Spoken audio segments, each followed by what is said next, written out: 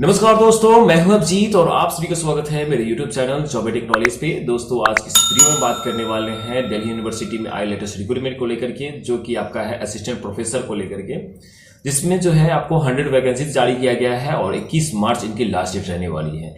ये जो है आपको पीजी और पीएचडी कर चुके स्टूडेंट्स के लिए है, जिसमें आपको अनरिजर्व ओबीसी एंड ईडब्ल्यूएस के लिए 500 चार्जेस लग रहा है। वहीं पे जो है एससी एसटी पीडब्ल्यूडी वुमेन के लिए कोई चार्जेस देने की जरूरत नहीं पड़ेगी इसमें।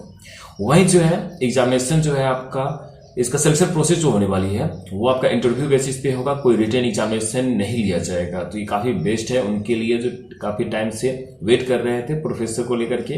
और ये जो है आपको जॉब एप्लीकेशन जो रहने वाली है वो दिल्ली के रहने वाला है और ये सारा प्रोसेस जो है आपको ऑनलाइन तरीके से होगा। तो चलिए इनके ऑफिशियल नोटिफिकेशन पेज पे चलते हैं और जानते हैं बारीकी में किसे कैसे अप्लाई करना है। सब चलिए शुरू करते हैं। हाँ तो फ्रेंड्स, हम आ चुके हैं इनके ऑफिशियल नोटिफिकेशन पेज पे, जो गार्गी कॉलेज जो यूनिवर्सिटी ऑफ दिल्ली की ओर से ये नोटिस जारी किया गया था, जिसमें बताया गया है आपको कि ये जो है आपको सारा एप्लीकेशन प्रोसेस जो है ऑनलाइन तरीके से हो रहा है। और इनके ऑफिशियल वेबसाइट जो है qualric.uod.ac.in पे जाकर के इनके सारे एलिजिबिलिटी क्राइटेरिया को समझ सकते हैं। और अगर मैं आपको बताऊं तो इस पे जो पे लेवल जो आपका होने वाला है वो आपका होने वाला है लेवल 10 तक का, जो कि आपका 57,700 तक की रहने वाली है। 7th CPC पे मैट्रिक्स लेवल इसमें आपको मिलेगा।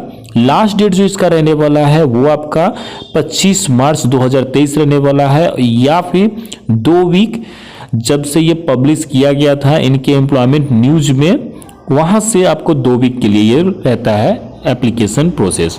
तो चलिए इनके डिटेल्स को जानते हैं, जैसे कि इनमें पोस्ट कौन सी रहने वाली है।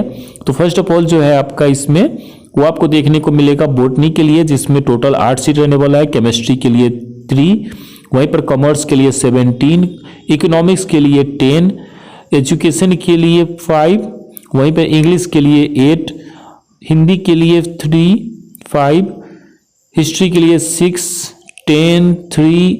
उसी तरीके से अलग अलग सब्जेक्ट के लिए आपका अलग अलग आपका वैकेंसी दिया हुआ है, जिसमें से 100 जो वैकेंसीज है आपका टोटल रहने वाली है। तो चलिए और डिटेल्स को हम जानते हैं, जैसे कि आपका जो qualification for the post of assistant professor in college जो आपका रहने वाला है वो आपका रहेगा मास्टर डिग्री विथ 55% मार्क्स के साथ। वही जो है पीएचडी भी कर रखे होंगे तो उसका अलग क्राइटेरिया आएगा। तो आप ना इसका नोटिफिकेशन पेज जो है वो आपको मैं वीडियो के डिस्क्रिप्शन में प्रोवाइड कर दिया हूँ, आप वहाँ से भी जा करके चेक कर सकते हैं। और जो भी टर्म एंड कंडीशन है, जहाँ पे भी आपको अगर डाउट लगे कि मुझे ये बात समझ में नहीं आ रही है, तो आप मुझे कमेंट करके मुझसे पूछ सकते हैं, मैं आपको वहाँ पे हेल्प आउट कर दूंगा। चलिए और डिटेल्स की ओर हम मूव करते हैं, जैसे कि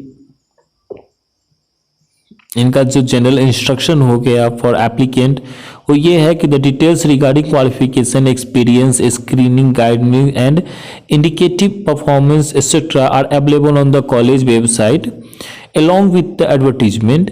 ये एडवर्टीजमेंट के साथ भी और उसके साथ कॉलेज की वेबसाइट पे भी आपका जो आपका न्यूज सेक्शन जो होता है वहाँ पे आपको पूरी डिटेल्स दिए हुए हैं। Applicants are required to read this details before filling up the form, यानी कि वो कह रहे हैं कि आप सारे चीज़ अच्छे तरीके से समझ ले, आप सारे क्राइटेरिया में फिट बैठ रहे हैं या नहीं, उसके बाद ही आप इसको अप्लाई करें।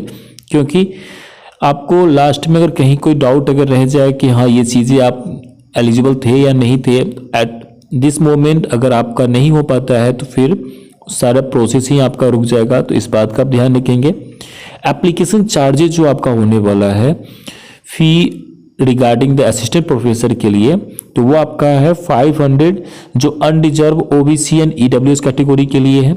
उसके अलावा SC ST एंड PWBD के लिए कोई चार्जेस देने की जरूरत नहीं है। वुमेन एप्लीकेंट के लिए भी कोई चार्जेस देने की आपको रिक्वायरमेंट्स नहीं है। जो भी है मेल कैंडिडेट्स जो अनरिजर्व से, OBC से और EWS से आते हैं उनके लिए 500 देने की रिक्वायरमेंट्स है। दोस्तों अगर इनकी इंपॉर्टेंट नोट्स की अगर मैं बातें करूँ, the entire onus on the content authorities of the information being uploaded in the form of application and it attached shall exclusively rest with the applicant in terms of eligibility for recruitments and for subsequent section through due process।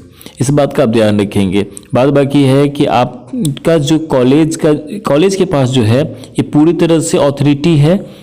यहाँ पे इन्होंने 3rd section में दे रखा है कि the college reserve the right to modify, withdraw, cancel any communication made to the applicant in case of any dispute arising out such a situation. The decision of the college shall be final and binding on the applicant.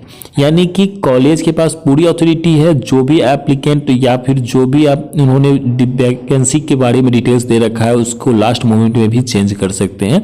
तो आप उसके लिए घबराएं नहीं, जो भी process दिया गया वो सोच समझ के ही देते हैं, तो ऐसा कुछ जल्दी चेंजेस करने को देखने को मिलता नहीं है। डोंट वरी, आप अगर इस क्राइटेरिया में फिट बैठते हैं तो आप इसको अब जरूर से जरूर अप्लाई करें। ऑल दी बेस्ट फ्रेंड, मिलते हैं जल्दी अगले वीडियो में। Till then bye bye, take care.